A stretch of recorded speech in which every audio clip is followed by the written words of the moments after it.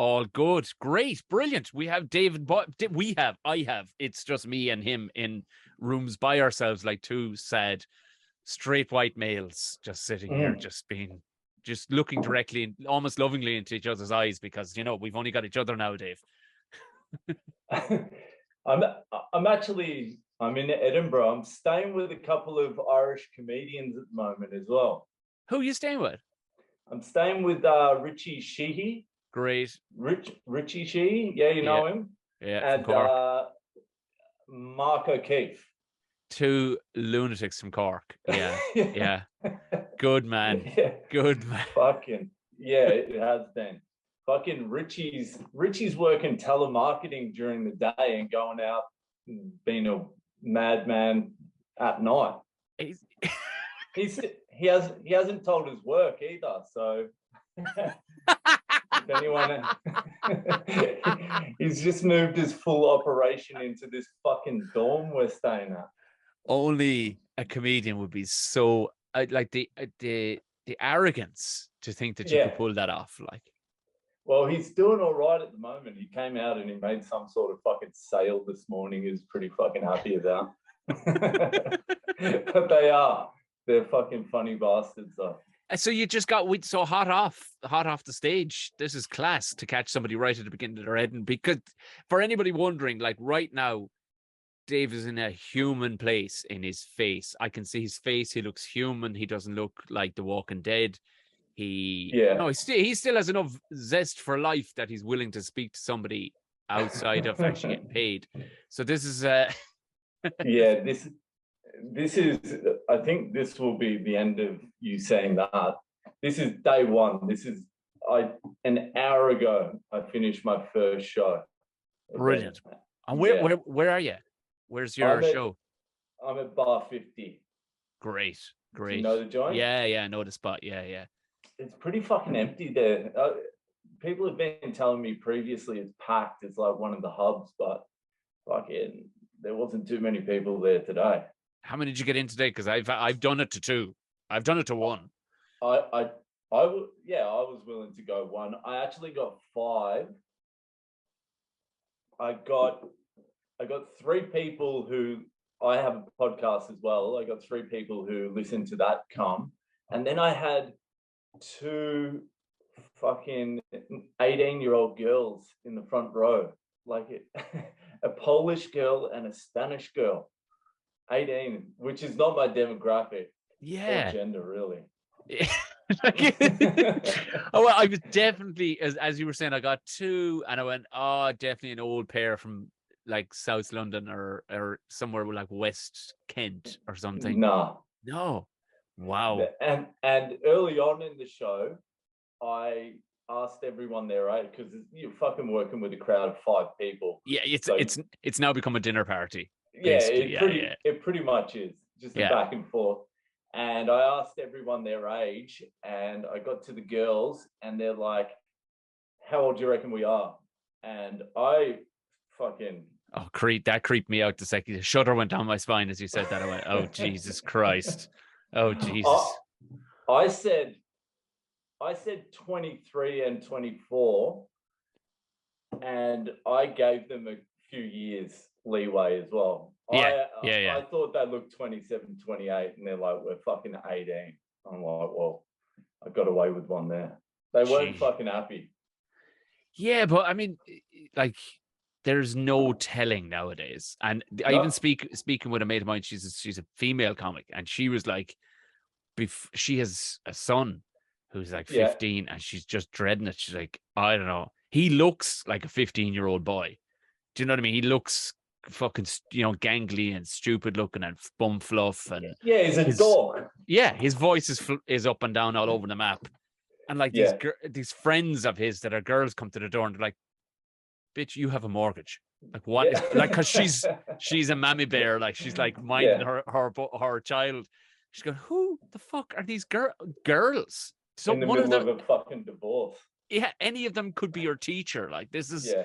And she was speaking on that side of things. Going, it was interesting to hear her take. Going, I looked like a tit when I was their age. I looked like a 15-year-old trying to look 20.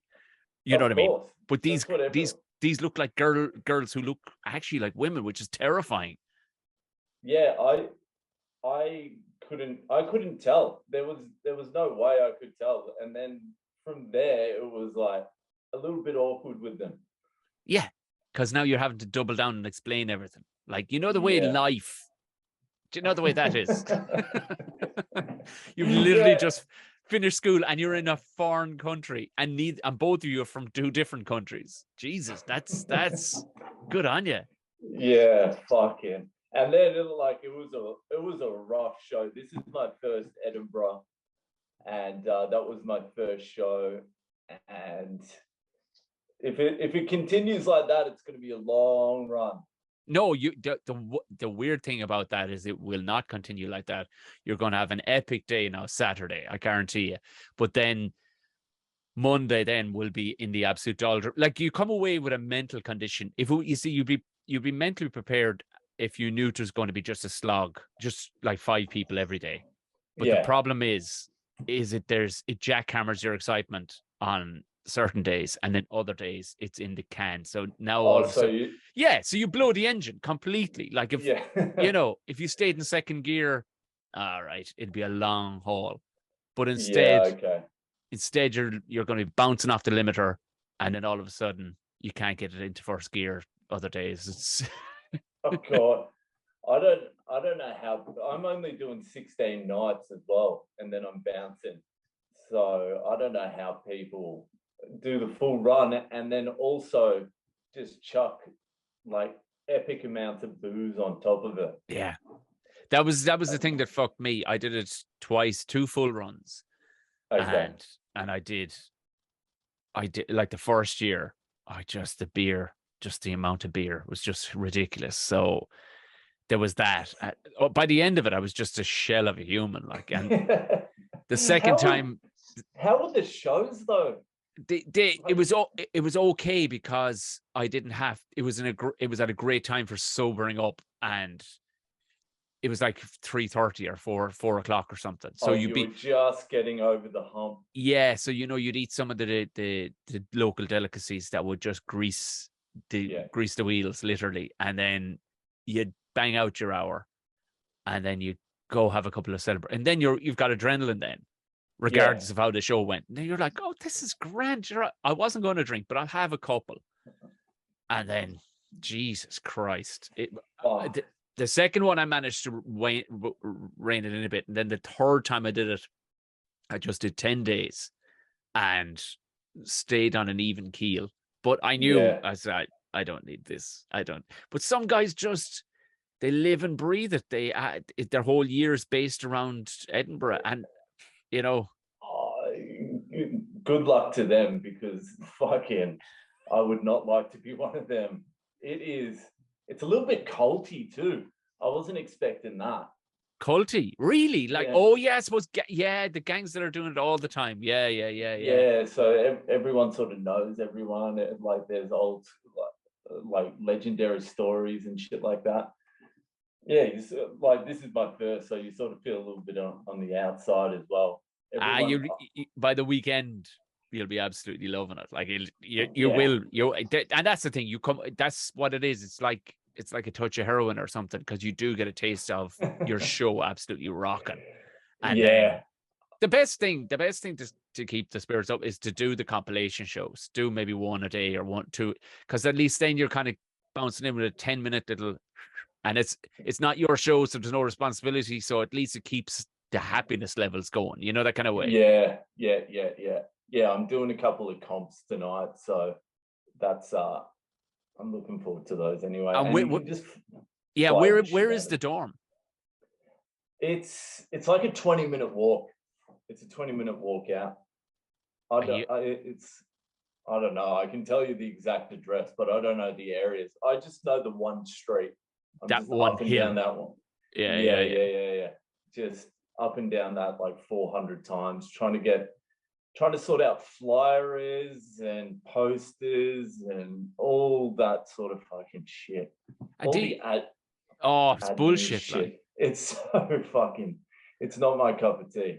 I mean, there is a couple of lads, and the way they did it, and I didn't do. I think I was going to go that way if I went for the fourth time. Was they kind of handled all that for you at a fairly, like, their fee definitely worked itself out by the time between flyers and stuff like that. You know what I mean? And Yeah. by the time they definitely worked a few people in the door enough to justify them. I could see. At first, I was like, "Oh, I could do that myself," but really, the lads had it. They were like, "No, you could do it too, but also, you could just get your head in the right space and let them be fucking doing that." Like, Yeah. Well, there's fucking people chucking in like $20,000-$30,000 for their shows this year. Really? Like, yeah, getting producers, PR, all that sort of shit. And like, you're just looking at them going, you're fucking delusional. Yeah. Like Yeah. 20, 30 grand. Yeah, like, they're unknown. They've probably been doing it like 5-6 years. And they're fucking rolling the dice. Like, Yeah, it's but unbelievable. it ain't their money they're rolling the dice on. You know it. Like, Yeah. I remember Just one of the years I did it, and it was I had this show, my show. It was in a great spot upstairs in the pear tree, and it was a lovely little room. It held about 40 to 50, and it was straight across the landing from another room. And they had, instead of hanging actual fucking doors, they put just curtains on so yeah. you could hear these motherfuckers across the way, and they were a sketch group who Oh, but they worked their musical sketch group through the medium Jesus of Christ. 5 fucking ukuleles. What And the? yeah, I swear to God. And by night 3, there was a couple of a few kept on coming back to my show because it was having good old band. It was a good old show. It was a good crack. Yeah. It built, most nights it was fairly full, thankfully, so there was, and the lads were getting, like, no offense to them, but they were getting like 3s and 4s on a Saturday night, and you're going, Yeah, okay. because as soon as they opened their mouths, that was the thing, because they were super posh, wealthy English lads. They were all called things like Toby. And actually, I Yeah. think 2 of them were actually called Tom, which kind of fucking annoyed me as well. But it was like, how did that become a posh name in England? But anyway, all right. But a few times, like, the lads were just, I knew they had nobody in, so they were just playing to themselves. That's unbelievable. So I actually But got my audience to just shout at them, "Shut up to fuck, boys. Shut the fuck up. Come on in. Come on in. Just come on in." Just, Jesus Christ. who even comes up with a concept like that When besides fucking rich kids? Exactly. Nobody does. Yeah, The guy from, I remember that year, the guy from Game of Thrones, he's from Cork, originally from Cork, I think. He played Joffrey, he was the prick of a king, boy king. okay. And like that, he's again from ludicrously wealthy background. And he did a show with a couple other actors, I think, where it's just, I don't know, it was them in space or something bullshit. But he did another show where he literally rented out a studio space with a big open window, like an art studio space, where he played with cats for an hour dressed as a cat. Yeah. Yeah. Yeah. I have noticed. There's more of them cunts there this year. I have noticed there is like a very large variety of mental illness around this festival. There you go. Nail on the head, everybody. Nail on the head. It is. It's just the fucking mental illness fucking carnival. Yeah. There's you got the straight out narcissists, you got autism everywhere. There's fucking, it's a thing. Yeah, no, do it. It's definitely worth doing, and doing it a couple of times, because it is you will come away battle fucking hardened. 16 nights after doing a bunch of comps as well, like, yourself, you're going to come away. Yeah. Like, you'd never get that level of training. You just wouldn't, like, because you have to figure, like, today you have to play to 3 regular folk and then to 2 children from non-English speaking countries. Well, the reason I wanted to do Edinburgh this year is because I got stuck in India for like a bit over a year. I saw that, because I was kind of going, we need to get to this point, how you were stuck in India. Obviously, if anybody's wondering, going, that's an odd accent. And you've lived under a rock forever. He's clearly Australian. Yeah. So Australia, how the fuck did you get out of there anyway? Because by all accounts, they had just put a chain on the door and said, "Nah, mate." Yeah, so that's not too bad. That wasn't too bad. That was my Eddie Jones. Eddie Jones did that's all he seems to. Nah, mate. That's all he seems to say. Fucking. So what? Yeah. So when I got to, so I went over there because I'm married to an Indian. Say no more. So And by that you mean from India? From India, like a proper one.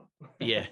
Like not one with like a fucking Scouser accent or anything like that. Like or one that actually lives on a reservation in America, yeah, where they got completely wrong. Not a feather Indian. No. Yeah, like a proper Indian. And we got over there, and like the week we got there, it was like the apocalypse. Like 3 days into our trip, or into being there, it was like death in the streets. And it seemed like a media blow up, but it was for about a month there, it was fucking insane. Like my wife's family. Yeah, like there was actually people dying in the street. What, from COVID, or just fucking is that a regular occurrence or what? Like, oh yeah, people are dying in the street all the time. So like that's called Tuesday. we knew like about 15 people who died from COVID, like Whoa. Just pretty close family, friends, and all that sort of stuff. Like a girl my wife went to university with, the fucking guy in the house behind. Like a lot of people were dying. But while I was there as well, like 15 people died of natural causes and shit like that. There was a murder 3 doors down. So yeah, there's 1.3 billion people. People are fucking dying all the time. But it was during that period, it was real hectic. And so was it just going to be a family holiday / vacation for a fortnight or something? And then, okay. No, so yeah, we were, so we just had a baby, and we were stuck in lockdowns in Melbourne, in Australia, and they were just fucked. Like flat out, nah, mate. Just nah, mate. Yeah, just nah, mate. No, you're not going fucking anywhere. Get in the fucking house. Yeah, not allowed to leave the house. How many cases do we have? 3. Not allowed out of the house. Yeah, the sunniest place, most open expanse where you can keep people away from each other. You could just in Melbourne. Yeah. Half years, get in the fucking bush. All right. You're just fucking doing all right. The Australian accent's pretty hard, but you're nailing it pretty good. Am I? Well, I'm okay, you see, if I'm talking directly and looking at the mouth of an Australian, like okay. I'm okay. But if I in the next 3 days, I'll have completely lost it. And then the fuckety Australians that you see on television who nobody ever has their real accent on. Like you're never going to listen to a Hemsworth and go, well, that's clearly what No. He's barely Australian. He's hanging on by his fucking golden locks now at this stage. Yeah. He is. Yeah, that's not real Australia. Fucking Hemsworth. Yeah. You can be guaranteed his relatives didn't come over on a boat as a result of stealing bread. No, yeah. Whereas your surname would suggest you're not a million miles from the old fucking Shamrock. Yeah, fucking my great grandfather, Mick Boyle. He came over where he was One-Eyed Mick. I don't know why the fuck he came over, but One-Eyed Mick, his brother stabbed his eye out with a fork. That's the most Irish immigrant story I've ever heard in my life. It is. Isn't it? He always had a fucking glass eye. Yeah, redhead, One-Eyed Mick. Probably loved a good old fucking scrap as well, like. Yeah, he loved it. So it was all.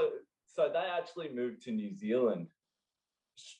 Yeah, from fucking Ireland to New Zealand. That would have been fucking early 1900 or something like that. I don't know what was going on there then for everyone to be leaving, but who the fuck fuck all. goes in? That's the problem. Yeah, And if you're yeah, sick, okay. and early 1900s, probably late 1800s, there's talks of uprising, but really the British still have a fucking, a grip on the place. So you're like, fuck these right, let's just fucking go. A ton of Let's leave. people, were just like, oh fuck, and shit was happening abroad. You know what I mean? Like you could actually Yeah, go to Australia and America. You know what I mean? Like my great grandfather went to America, and subsequently okay. came back because he got left a farm that he didn't fucking want and had to sell up his business. He was like, but because he wanted to tell him to fuck off, but he didn't. Yeah. And I went, oh, for fuck's sake, What? gotta. What? So he had to like the family sort of couldn't let the family down. Yeah, literally it. He was like, well, we're Oh, going to give you a farm, and it was a good farm. I was like, oh, for fuck's sake, but I got two good fucking shops here in Chicago, and shit's pretty cool here, but they're like, Oh, come on, your brother can't get it because he can't get it. It's like, he's oh, a little bit. well, I think actually what it was, I think the other brother was over there too. He's like, just tell him I'm not well. I was like, would you fuck? Because they were gonna give it. I was like, so one of them had to. So rather than selling the farm at home or giving it to a cousin or whatever, they went, you got to come home. So I was Yeah, like, fuck. yeah. So How did they communicate back then? Is that like sending letters? yeah, By the fucking ship? I guess it must have been. Or maybe they could send a wire. I don't know. The way they had laid. I don't know how they laid cable at that stage. Could they send a fucking? I don't know. Could you do that? Yeah. I don't know. I would have pretended I didn't get the fucking message. Oh, nah, mate. Yeah, Nah, fucking nah. nah. Yeah, fucking. So India. So you land in Yeah. India. The whole fucking Walking Dead is happening. People heads are exploding. There's somebody going around with a crossbow. You're on Pretty horseback. much. Yeah. What the WTF? Yeah, then we get a text message from the fucking Australian government saying you're not allowed back.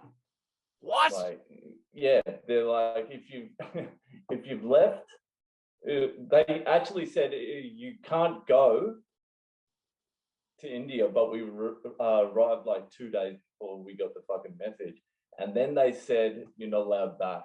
You're not coming back. Gates are closed. Do what you fucking have to do there. And I don't know what the fuck that was about, because there's a lot of fucking Indians in India with Australian passports that become citizens and all that sort of stuff. So it's mainly shutting the gate to the Indians coming back to Australia. Yeah. So yeah, it was a little bit of a like fucking racist thing. It blew my mind listening to friends in Australia and stuff, because I was like, how are you swallowing this shit? Like, I mean, I know Ireland bends over a fair bit. I couldn't believe you guys fucking. I was waiting for the fucking Irish uprising, and then one of my mates just said you got placated with all the fucking dole money. Yeah, see, that was the thing. They greased the wheels with a lot of nice money. They did, and that's what kept they knew the place would have went buck fucking wild, But then you see, you're talking about the cities there, but you get to the smaller towns and the countryside, people weren't. Their lives didn't change. Fuck all.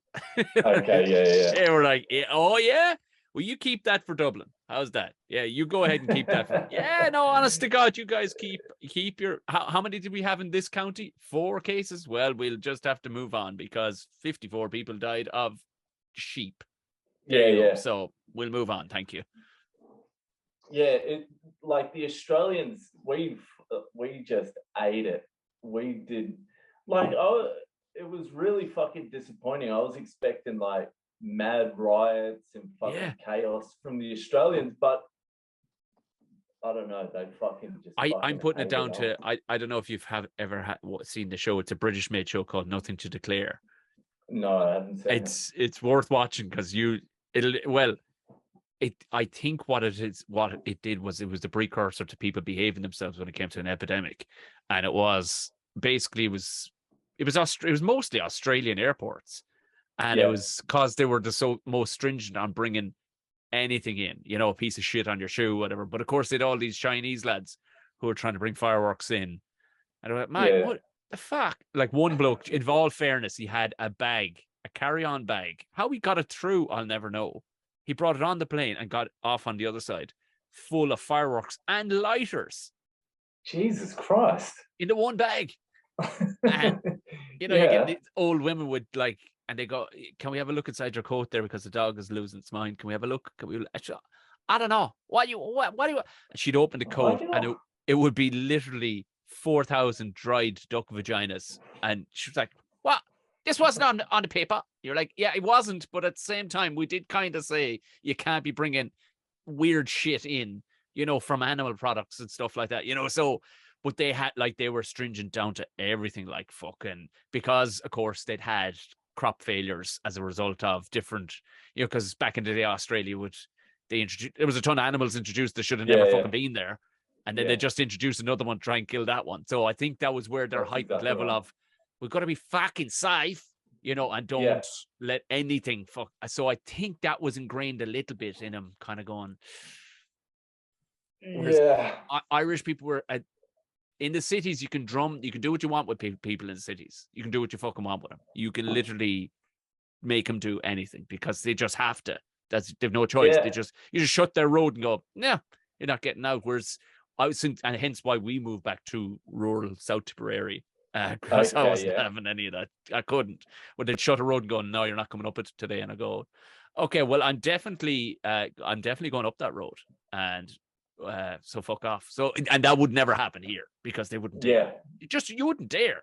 You know, I fucking in Melbourne, like when they shut everything down, they made the like 5 kilometer like restriction. They were saying, this is what they were saying. They were saying, we're going to have helicopters flying above you, reading your license plate. And I'm like, every car. That's what I'm saying. I'm like, you're what? I'm like, this is so fucking bullshit. There's no way they're doing that. They're like, if they put that on the news, everyone listens to it, then 70-80% of people believe it. And that's enough for them not to have police in the streets, or they just send one chopper around to do a couple of laps to scare people or something. So I did nothing changed for me during the pandemic. I just did whatever the fuck I wanted, and I was driving around, not one police officer anywhere. The whole time I was like, nothing. They're like, they were calling it the wall, like the blue wall of steel or something like that. There's just going to be... That sounds like a gay porn.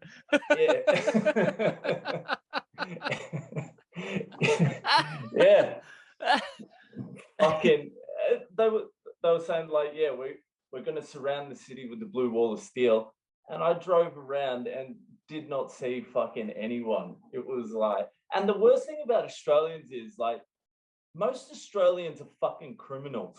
Yeah. Like, like that never left us. The Irish criminal element never fucking left us. We're all criminals. And then this bullshit came and everyone became like the most obedient fucking motherfucker in the world. And that's what disappointed me, because you know, the notion of the Australian male, okay, there was they would paint it, what the media would paint here is two completely polarizing people. You'd get the fact, just fucking outworking, just an animal basically, or you get this almost androgynous fucking God knows what. Oh yeah, I'm from Australia. One nasally version. There is those two. Yeah, no doubt, but there's surely a lot in between. Where there is. But it's about 15%, like 70. What is it? Really? 85%. Like 15% androgynous. Like that's in the cities. Yeah. The fucking you go 3 kilometers outside the city. Every Australian is a fucking animal. As I've met some fucking savages. Like you're going, oh Jesus, right? I can see your lineage and where it came from. Yeah. Yeah, they're complete animals in the suburbs. Then fucking out west, like just everywhere. And then I just couldn't believe there was no there was a little outrage, but everyone just fucking copped it. It was I think fucking very disappointing. I won't bore the fuck out of ourselves or annoy the shit out of ourselves, but I don't know if you've ever seen it, but still to this day, one of my, this isn't an Australia themed podcast, but one of my favorite ones of all time was, it was an interview with, he was a senator of some province or whatever, and but they showed it on like morning television because it was such a hilarious interview this guy was doing, and he was giving a speech at some opening of a garden, so, and he was real fucking old school, real old school Australian bloke, and they were going, how do you feel about gay marriage being introduced to the country and gay rights and all the rest of it? And this guy clearly had a fucking something in his craw about her, but he wasn't. He was letting it go. He's like, fucking bloody, okay. Let it, who am I to say about, somebody's sexual proclivities? May 1,000 blossoms bloom. And his face just literally, as he said that, his face just switched like something out of a horror movie. His face just darkened and went, but I'm not spending any more bloody time talking about it because there's too many crooks killing people. And then it was just, you have to go look for it. It's just a switch. He's so lovely, like a lovely old kind of grandfather that's trying to understand the new ways of the world. But then, boom, somebody pulls the handbrakes up. But there's bloody crocs eating people. It's like, yes, the most Australian thing into two Australian things in one that's man. Next level Australian.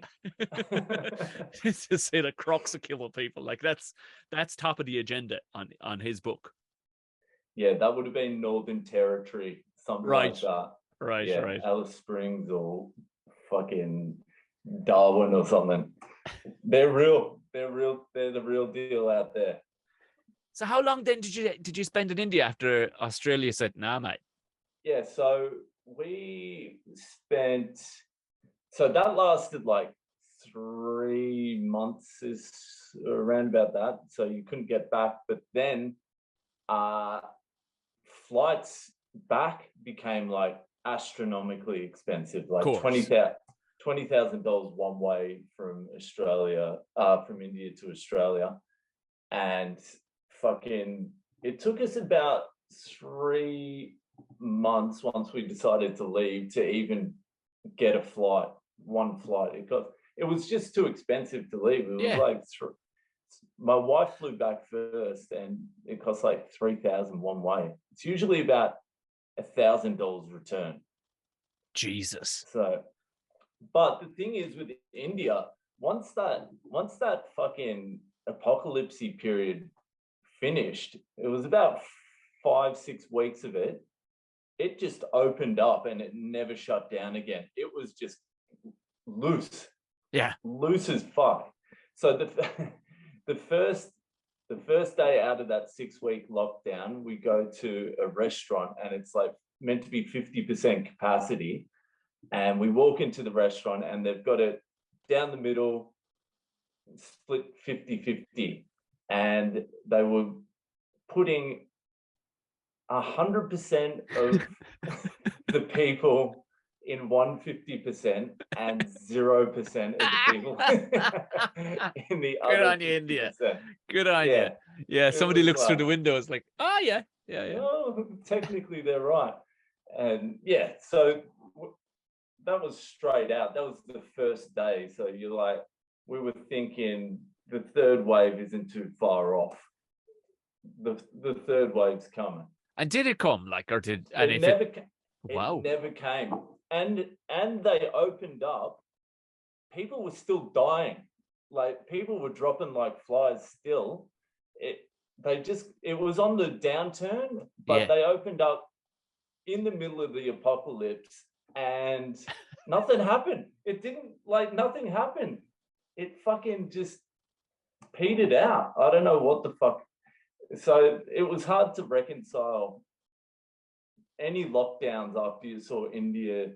Like it went wild, but then it was sweet after that. Once everyone died, it was pretty chill. Everything freed up a small bit, like just. It was good. And tell me this.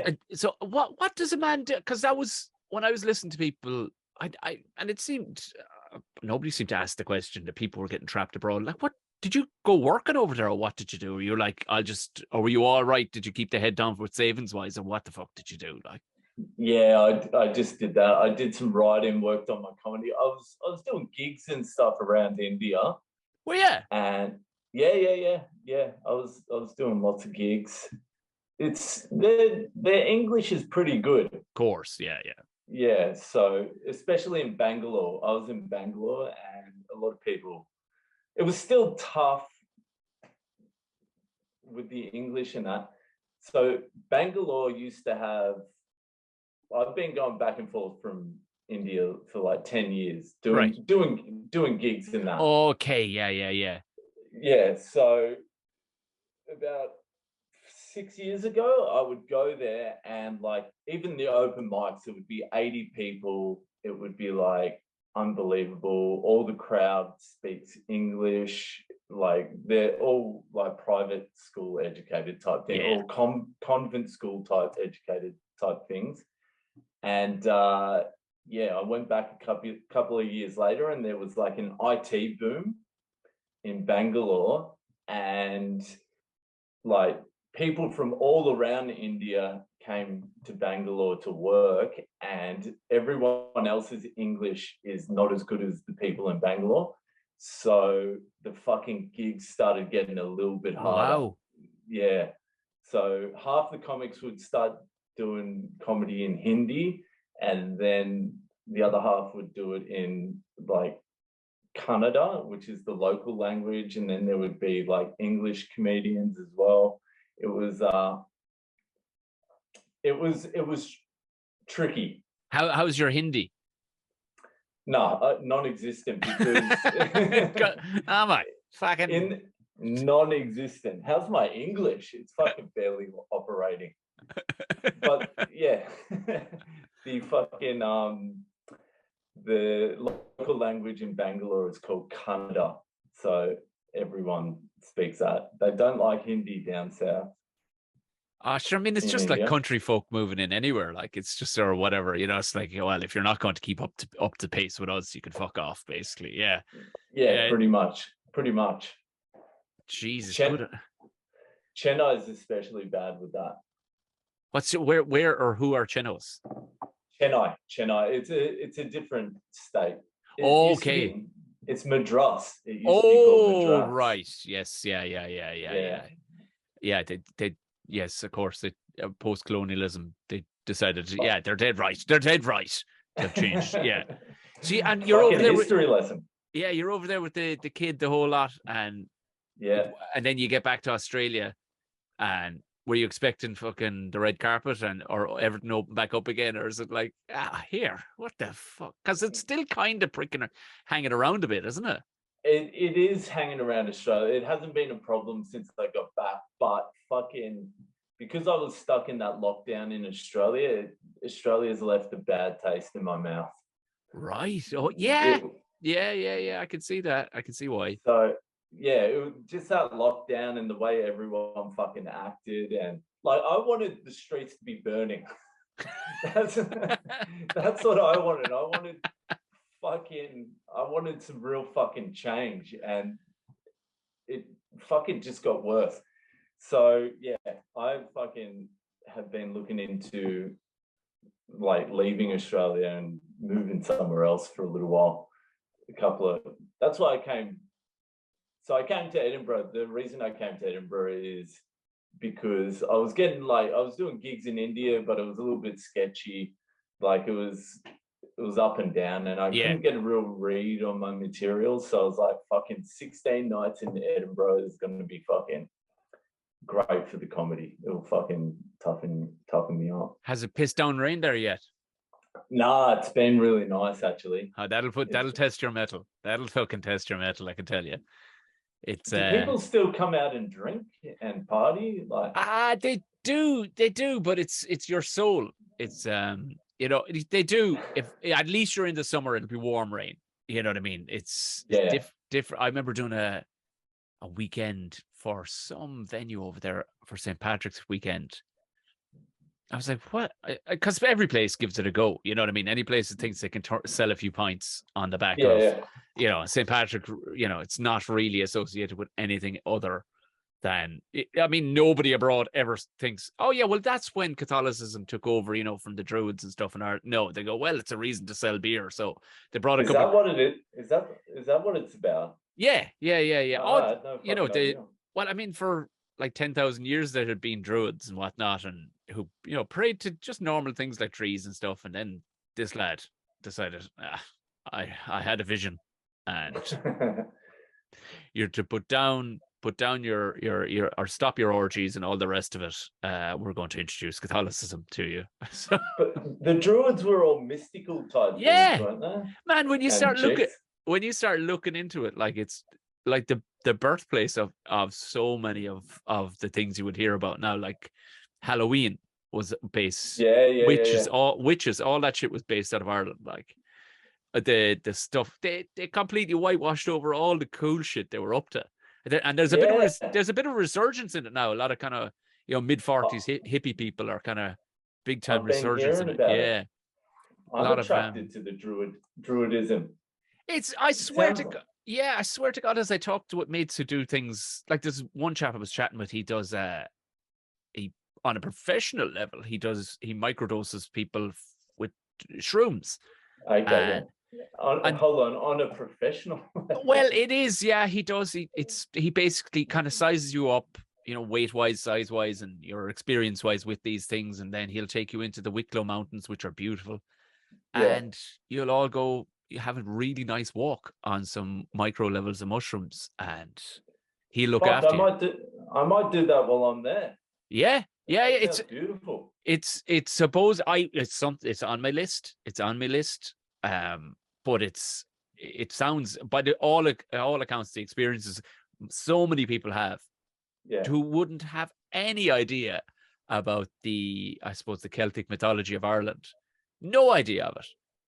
All come back with very similar stories, which is really strange. That's what blew his mind. It was like, okay, I knew this. I believe this shit tapped into an old source, but this is actually fucking happening with people who aren't even from Ireland, who would know nothing of the stories of, the Celtic carry on back pre-Catholicism, like 2,000 years ago, or wherever. It's not even that far back, but prior to that, people tapping into this shit, like, and sure does. I mean, there's stuff here way older than what they can date the pyramids to, structures and stuff like that. So people are. Oh, really? Yeah.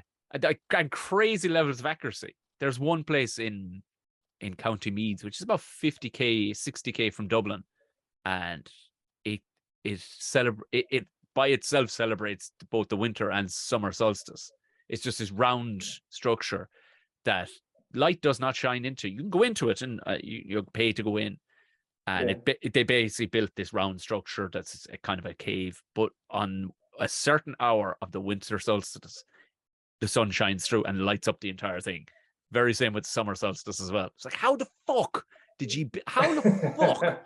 Not to get too tinfoil hatty, but Jesus, lads, you had no machinery back then. How the fuck did you line this up? Like, when you see it, you go, "There's no way you." Okay, you actually totally did do it.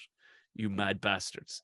You fucking knew something. They knew something back in the day. They fucking knew something. But we know nothing. Oh no, it's been completely whitewashed out of our heads. We've got no fucking idea. No, we're just looking at Instagram and we're listening to people saying that there's going to be choppers following us around town. I just imagine you eating a packet of crisps, walking down, and there's just a chopper going, "Hey, I might go ham." You're like, I'm going to finish these crisps first, if that's all right, mate. You're like, you blew my fucking hat off. Would you fuck off with that chopper? Fuck. But because we were chatting on Instagram. You said, did you get into a scrap or something? Or what the fuck happened with an Irish bloke or something? Yeah, fucking gummy bastard. Years ago. I don't know. You probably can't see it. I got a scar here. Nice. It was. Yeah, he bit my face. Ah, fucking hell. He fucking bit me. It was. Yeah, that's your go-to. That's your fucking go-to. oh, don't get into a fight with Brendan. You know what he's like. Yeah, he What? fucking, not only that, he fucking, but it wasn't, this time, it wasn't my fucking fault. Previously, this guy just fucking, so I was at a fucking pub called, it was actually called Paddy Maguire's Of course it in was. Sydney. Yeah. Paddy Maguire's in Sydney, and I was watching the Bledisloe, the All Blacks versus Australia. Yeah.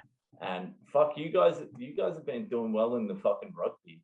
Yeah. It seems Yeah. to, what I love and hate is the arrogance of the Kiwis, that they have this, sack everybody. This is a disaster. How could this Yeah. fucking happen? You're like, motherfucker, you just got beaten by a better fucking team.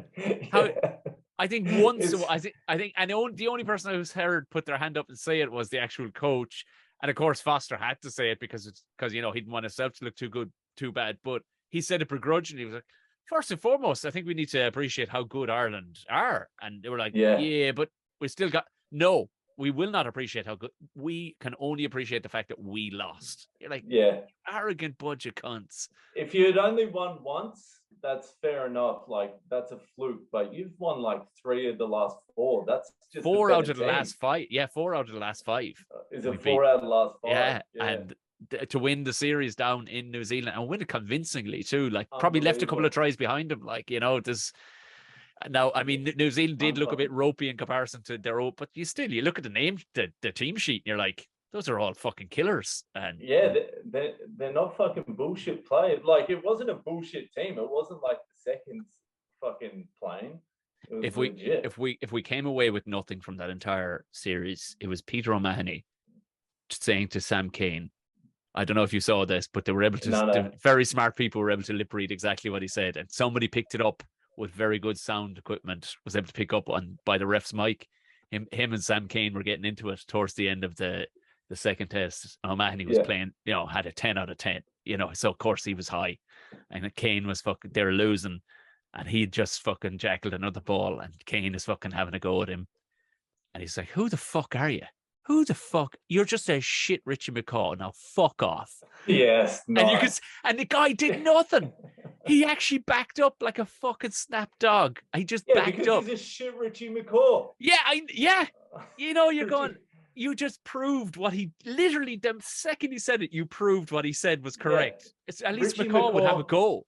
Yeah, he would have eye gouged him in the fucking ruck or something. Yeah. No, backed up and just pissed his pants. That's a fucking problem. That's a fucking problem. It's fucking great to see it. Anyway. Fuck them.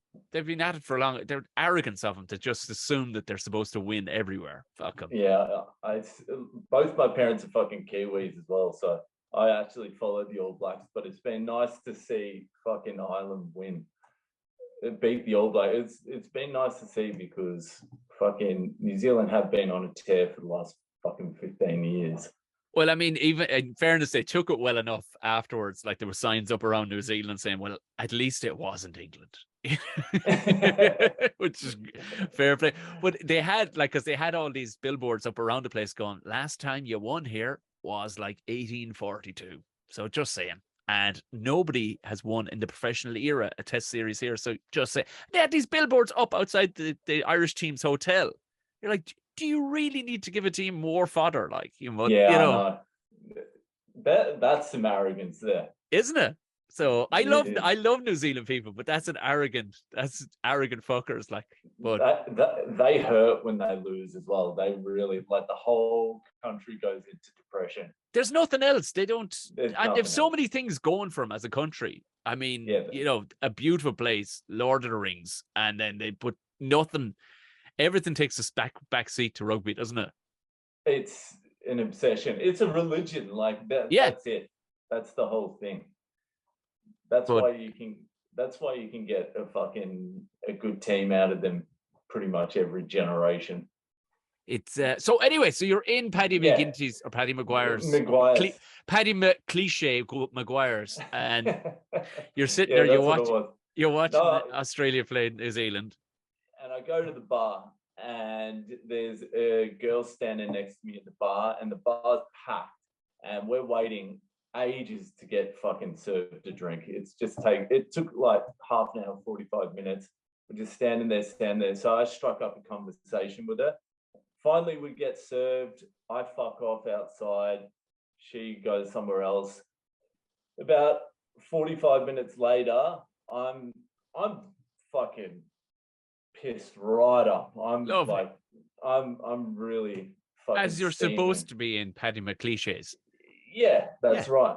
And The lad with the name Boyle is steaming in an Irish pub in Australia. Who would ever seen that on the books?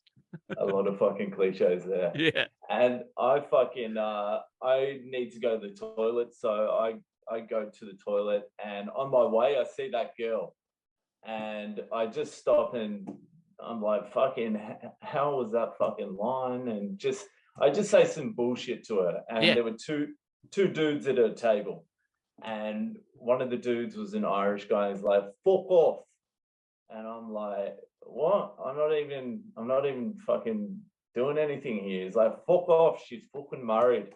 And I'm like I'm not trying to fucking hit on her. I'm not trying to do anything. He's like, fuck off. And I'm like, all right, whatever. And I walk off and I go down to the toilet, and I'm in a cubicle and I'm taking a piss. Yeah. And the next thing I know, I'm just getting boom. Like, worst time cock out. Oh, that's just. I'm pissing. I'm like, fucking. The lack of gentlemanness in that fucking moment. There was a lack. And so I fucking get one in the back of the head, and I'm like, what the fuck is going on here? I turn around, boom, another one. I'm fucking pissing everywhere. I'm like, I'm fucking trapped here. So I drop my pants. Yeah. And I just kicked them off. I kicked my pants off. So I'm just in my boxers. Class. And I pushed past them just to get some space. And then I fucking ran. And I ran out the door, and there was like a stairway.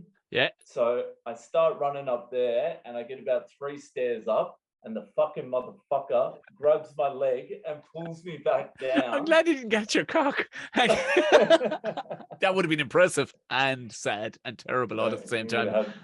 Pretty accurate. But he would have needed bigger hands. That's yeah, so fucking now I'm down in this little area, and it's just me and him, and he was a little bit shorter, and so we start fucking going at it. And I had a cast on because I broke my thumb. I actually broke my thumb in a fucking fight 3 weeks prior. So he's hitting me. I've got him with my cast, and I'm smashing him with my cast, and I'm starting to do okay. And right. I fucking pulled him too close towards me. So I'm like here, and he just grabs me behind the ears and just bites into my lip. And I'm like, what the fuck? So I start trying to eye gouge him, like fucking. I would have stuck my fingers about like to the knuckle into his eyes. Didn't let go. I'm trying to smash him in the fucking balls and just would not fucking let go. So I just grab his face while he's biting through and just push it off. And this went up here. This popped out here. Jesus Christ! It was a fucking mess. And then I go like this I rub my fucking lip on my forearm, and it's just covered in blood. And the next thing I know, I'm just coughing fucking from the side. And this is how wild this bastard was. I end up on the ground leaning up against a fucking stone wall, and he's just fucking smashing me. And I've got my boxers on, so my fucking legs are bare. And then he fucking bites into my thigh twice. I don't know what the fuck he was doing. Like, when I got to the hospital, I had 2 giant bite marks on my fucking leg. It was fucking. Old Mad Dog McGinty was at it again. Mad Dog McGinty fucking took me to town. but there was fucking like the silver lining to the story was when I was I didn't know how bad my injuries were. I ended up having to get like plastic surgery and shit. And it was pretty. You got a set of tits done as well, just to, while you're getting it done, just strap on a set of tits as well. So I didn't know how bad the fucking injury was. I was just fucking sauced up. I was still drunk when I was at hospital. Class. And I got this nurse who was like beautiful, and I was like, "Oh, you're my angel, like we're meant to be." I was just talking that sort of shit, and I wouldn't stop doing it. And I did it for about 2 hours, and then finally she's like, "If you don't shut the fuck up, I'm gonna have to move you somewhere else." and I'm like, "All right." I gave up and I fell asleep, and then like I don't know when it was, like fucking an hour later, she wakes me up and she puts her number into my shoe. She's like, "Here's my number," and put it into my shoe. She's like, "Call me when you get out." So fucking the next day, I'm like fucking patched up. I look like a fucking mutant. I'm just picturing it because I've gotten a couple of hidings myself. I can. Yeah. I meet up with this nurse the next day, and we go to like the movies where she can keep you in the fucking dark. Yeah, she can't be seen with this fucking elephant man. I ended up fucking banging the nurse and fucking nice. Yeah, until she was with her for like a month before she turned into a complete psycho. But obviously she's a psycho. Yeah, she was drawn to you looking like that after she heard the story of how you got looking like that. Yeah, I mean that's a lesson, kids. Anybody wondering, if you find yourself in that exact position and you are still attractive to somebody, then you need to question where their head is at. So you've copped a couple of hidings? Oh yeah, man, I loved scrapping back in the day. I fucking loved it. I used to scrap all the time. I'm like, I never won. I'm like 46-0, or like 0 and 46. I think I won one when I was like 16 or something, but fucking from then on, it was just like, I was like Homer, just getting fucking battered. Yeah, there's a lot to be said for a fellow who could take it too, like, and keeps on coming back. There's a lot to be said for that heart. You know what I mean? Yeah, fuck. No, I used to do all right. Yeah, I was I loved a good old set too. No, I did. It was but I'm kind of near more mutual territory. Like I did an awful lot of martial arts throughout from the age of 4 up until my early 20s, like, but it was more so it was Ireland at the time. Like, it was just, I don't think people have a good old fucking scrap anymore. Like, it just I worked in construction as well for years, so literally the amount of times it would just be down tools and let's go, fuck it, and just the amount of time there needs to be a bit more of that going on in society now. I joked about I used to do a bit about this, about working in construction, that you don't realize how liberal it actually is, in that you're all walking around pent up, having to listen to stories of people you want to fucking run through a window about Love Island, but you will never do it. But but like in construction, you can literally be shirtless, smoking a fag indoors, and have a fucking scrap with your colleague, and there is no letter to HR. It's just, there it is. It's done. You know what I mean? It's and beautiful. The liberal, like the level of like strong. Like I would argue that it's actually a very leftist notion that you can go so prehistoric and just get it out of you on the spot. No bitching, no keeping it on board. You need something like that in your life. I just started doing some kickboxing. Very good. And at the end of it, you do like 15 minutes of sparring, and whatever like delusion you have that you're like some good fucking fighter gets kicked out of your head real fucking quickly. Yeah. Like Yeah. just when you get a fucking full-blown punch to the face, then it's very humbling. It is very. It is. Just- That's a great phrase. Yeah. It was. It was. I think wasn't Mike Tyson had that great line. Everybody, everybody's got a great. Is it everybody's got a great? Everybody's got an opinion. Everyone's got a plan. No, everyone's got a plan. Till they get punched in the fucking face. Yeah.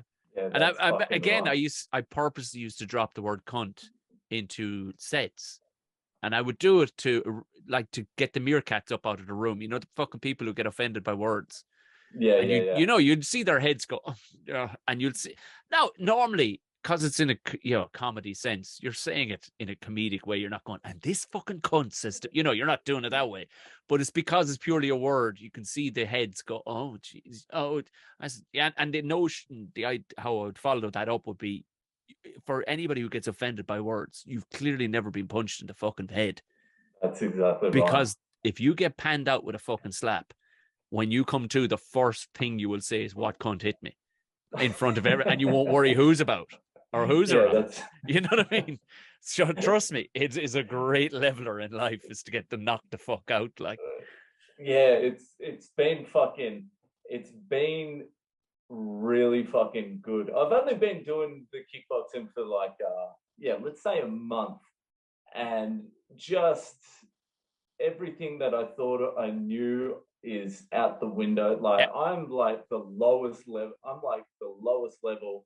There's dudes who've been doing it 3 months or 4 months or 6 months or whatever, and I can't even lay a glove on these dudes. And then there's dudes who've been doing it a year those dudes can't even lay a glove on. And then all of the guys in my gym, they're just fucking weekend warriors. There's like that UFC level, like there's so many levels to it, and it's and the other thing is, you get these dorky looking fucking dudes that are just absolute killers. Yeah, that you would see in the street, and you'd be like, I would absolutely lick that cunt.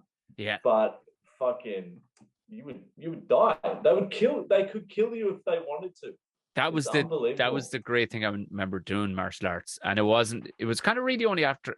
But I would honestly say the amount of scraps out on a night out and stuff, they were very few and far between. But I wouldn't back down, because that's I just have that kind of small dog syndrome in me. So when I get shouldered by somebody saying, and they knock your drinks, they're like, yeah, and you can fuck off. You're like, all right, fuck this, man. Yeah. Either you're sorting them drinks out, or I'm putting you through the fucking wall. Like, or there would be that, but on a rare enough occasion. But I'll never forget the one time it never ever it wasn't needed. No violence was needed. It was just purely, have you ever seen like a fucking huge dog look at a manic fucking small dog and go, I don't know what the fuck, that cunt could have a knife or anything. You know them? Do you know them brilliant moments when you go, that fucking dog doesn't know how to deal, so he's just going to back away because this could be a whole pile of trouble, and he doesn't. And I remember I was in Vegas one time. It was a gang of us, and we'd just been drinking all week. It was a fucking shit show. Like, and we're in this nightclub. And I don't know how we got into this. It was one of those nightclubs that fellas like me shouldn't be let into. You know what I mean? Yeah. People are.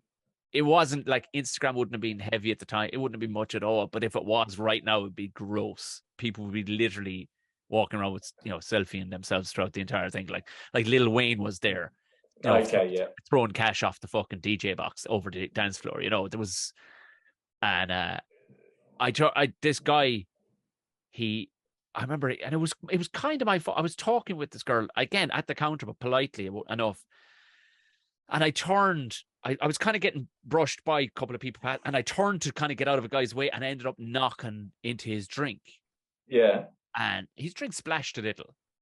I went, and I mean, Dave, I looked up and then up again, and the fucker was still going. Like, he was a mountain. Turns out he was a semi-pro football player. He was this big black dude from somewhere in the Midwest, but apparently he was making a big scene on some Vegas football team or whatever.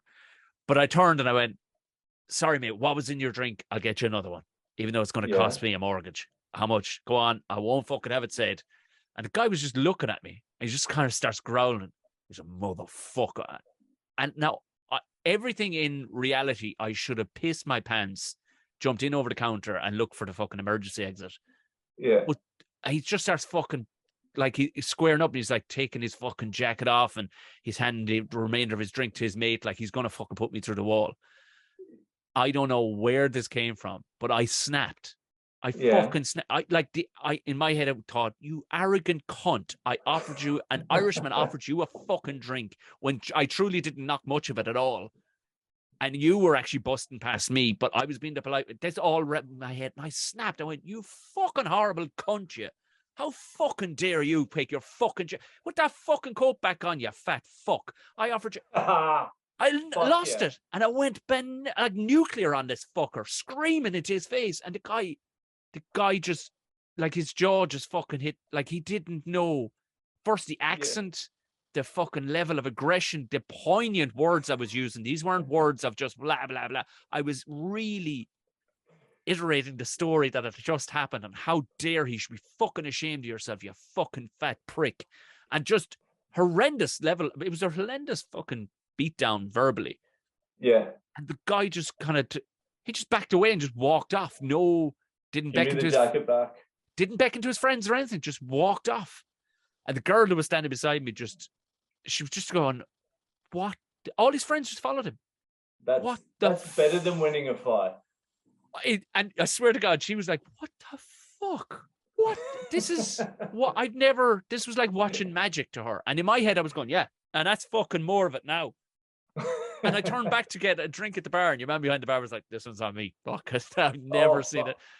Now, but he did kind of suggest, he goes, I'd finish it up quick enough if I was you. Because that veil of fucking invisibility you just built may not fucking last for very long, if you know what I mean. And if that fella comes running, we're talking, I don't know what he was in kilos, but he had to be, he had to be 120, 130 kilos, like, easy. Do you reckon you could have taken him? I could have broken one of his legs if the fucker can't. Yeah, I could have broken one of his legs because I had eyed up a stool already right beside him.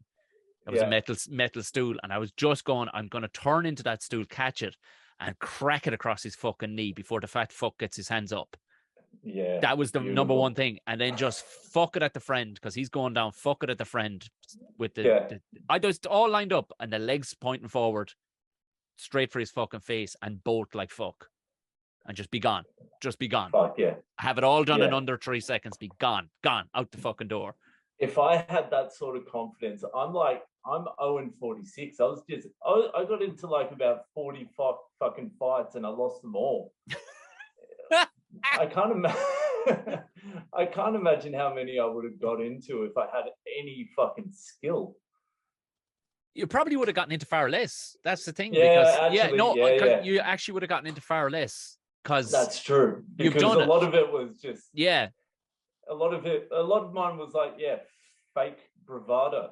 Yeah, like some of the most violent people I know are complete. Because I have a good couple of friends who are pro fighters and stuff like that. Like, and you honestly, like you'd think you're speaking to a pastor or fucking a primary school teacher or something, because on a daily basis they're just barbarians on a professional level, like doing things that kind of you speak to somebody and you don't even want to ask them what they do at work because that they don't want to have to tell you because it's so complicated.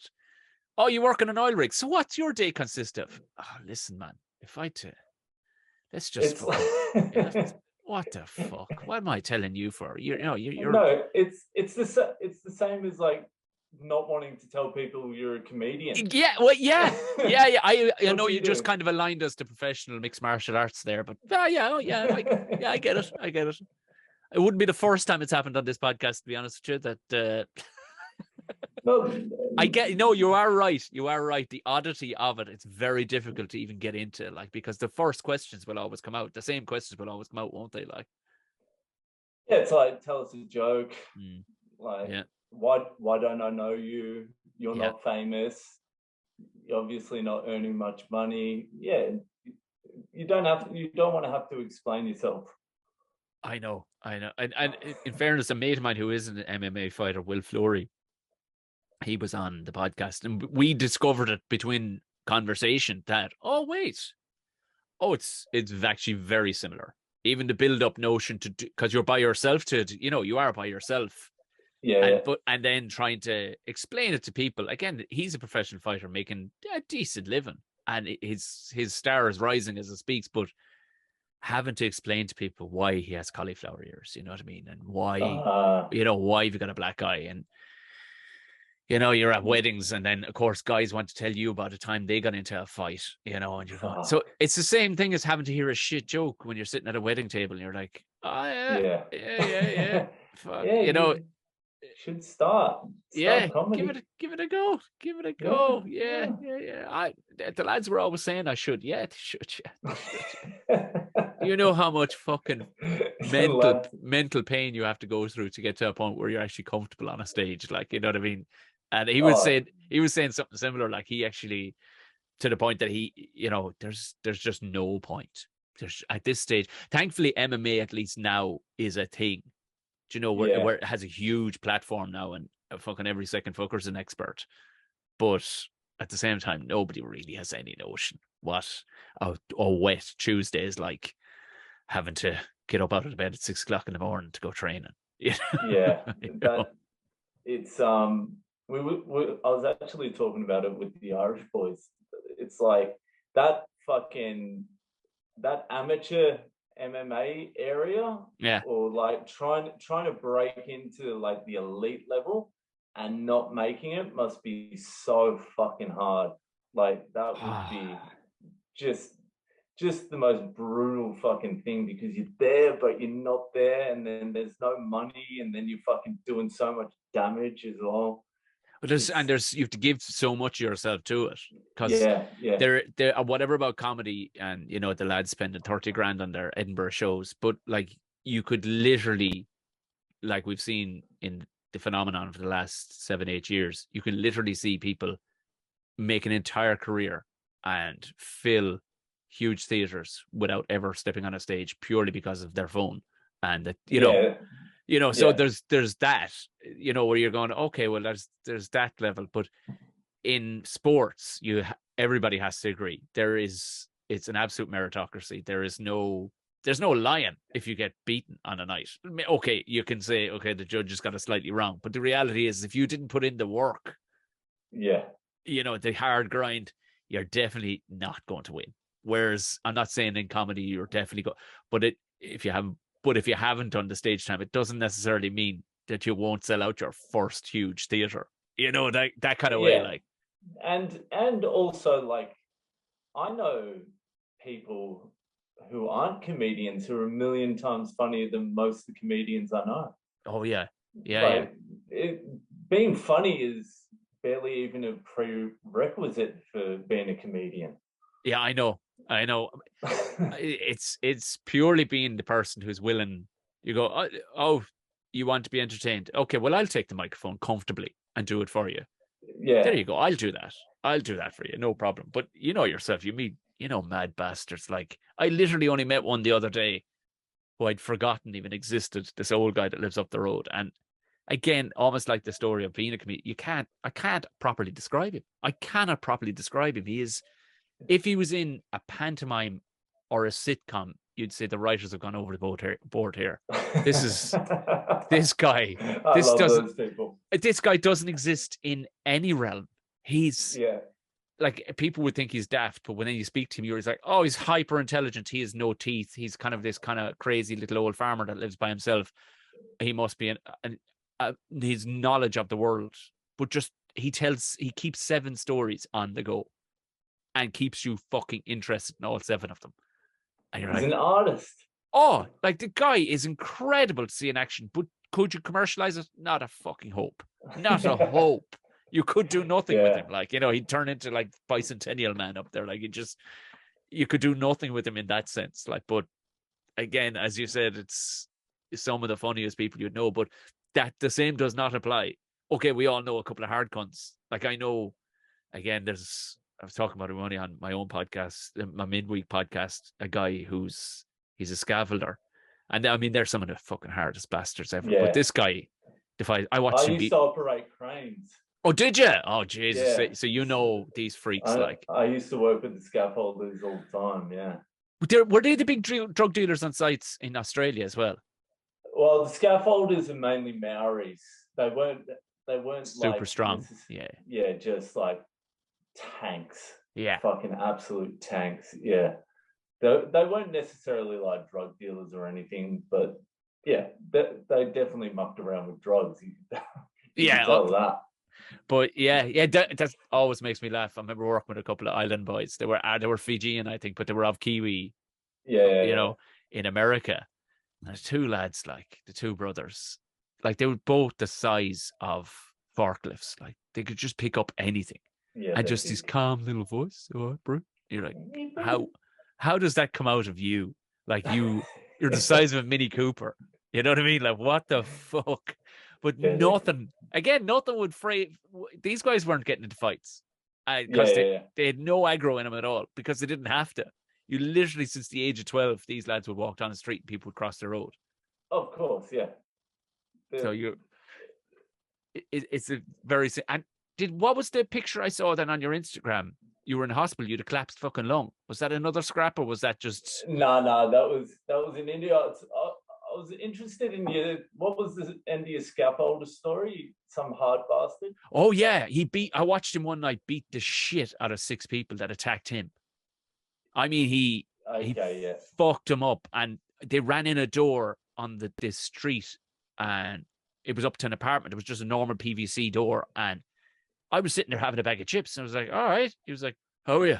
And he was like, "I was like, are you just going to leave him off?" He was like, "Fuck that," and he backed onto my side of the street, sprinted across the road, jumped like something out of wrestling with both his fucking feet in the air, put a crack in the door, and did it again and got through, went up and kicked the fuck out of them upstairs. 4 of them made it out.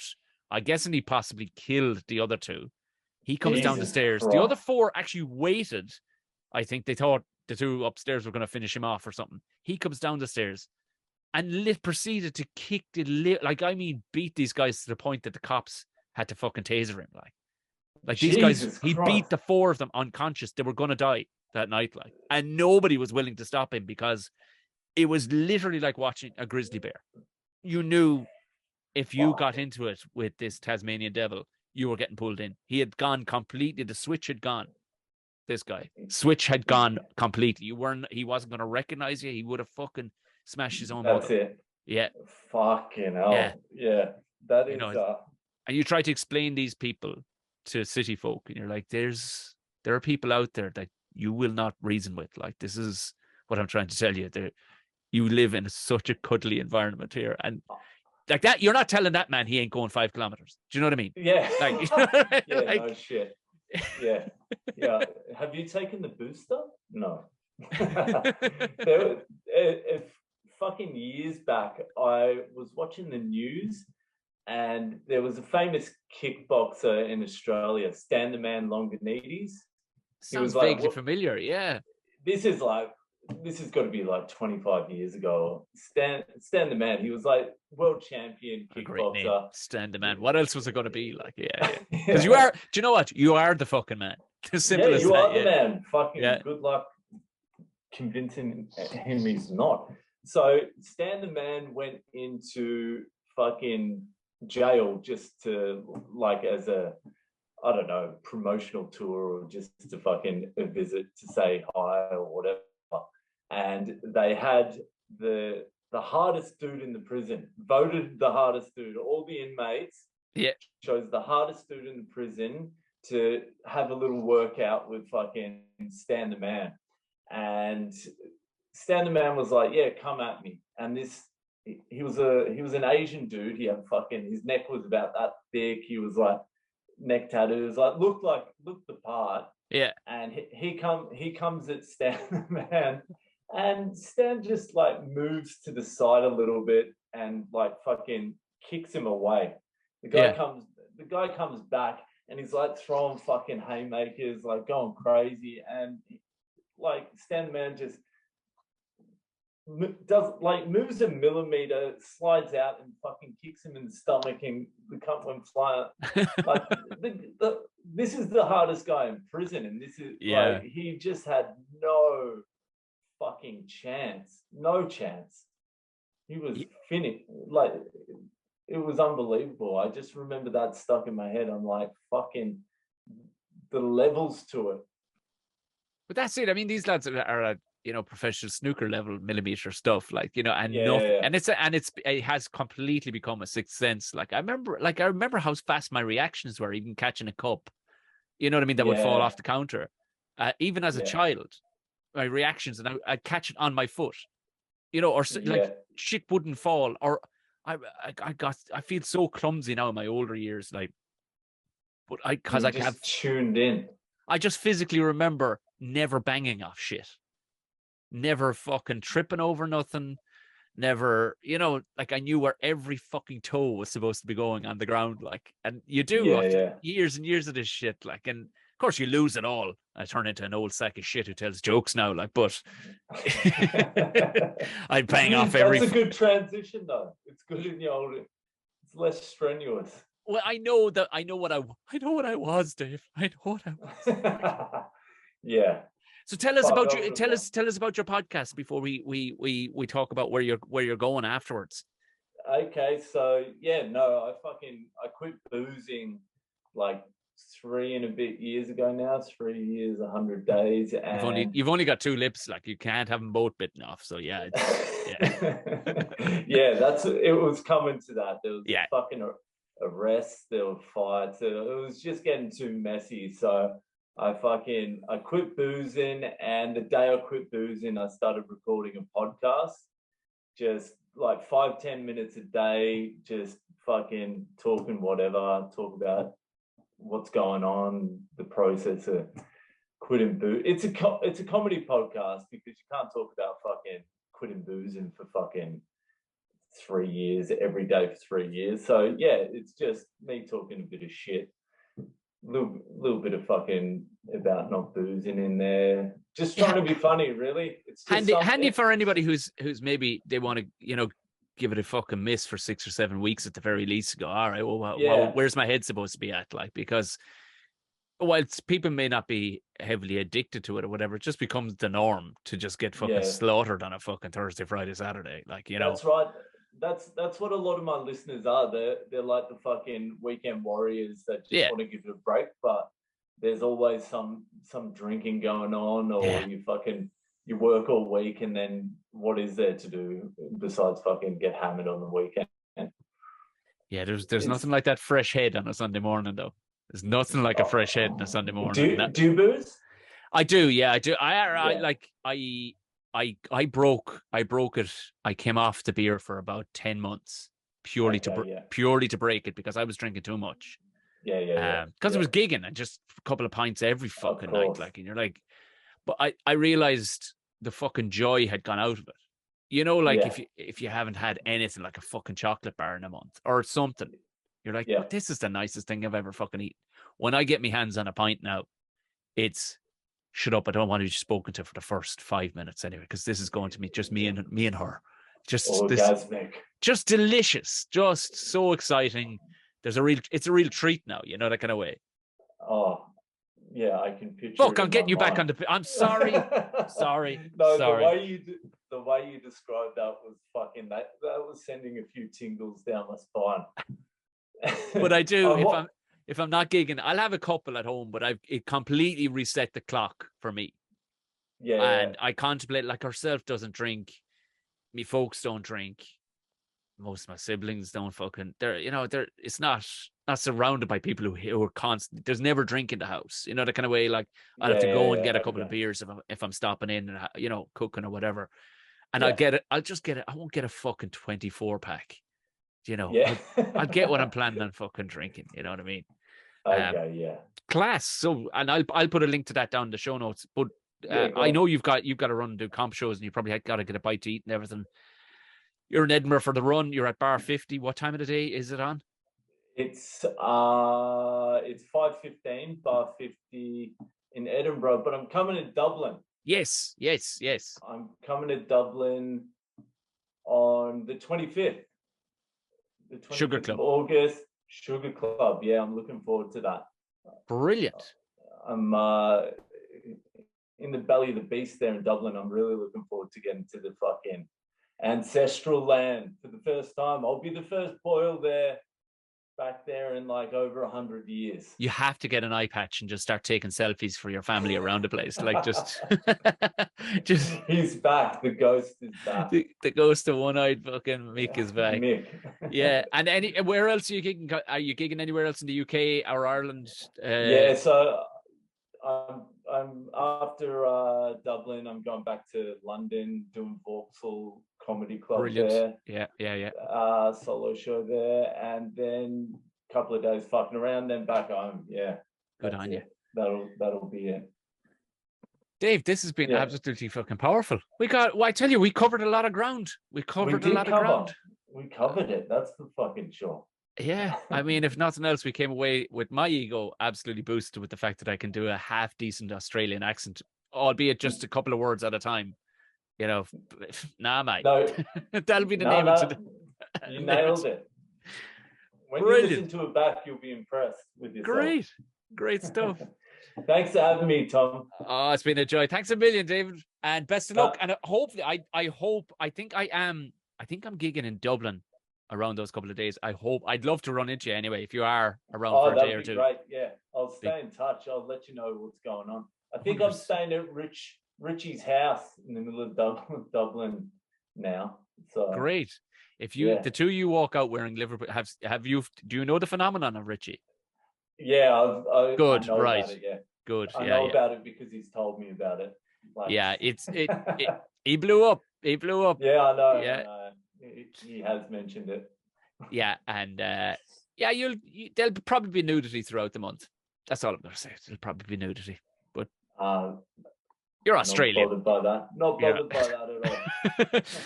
Thanks a million, brother. Have a great enjoy the rest of the evening and the run, and try and get some vitamin C. That's all I'm going to tell you. Fucking thanks for the advice. I'll take it. Cheers, dude. Appreciate Have a good one. mate. Good luck. Take it easy.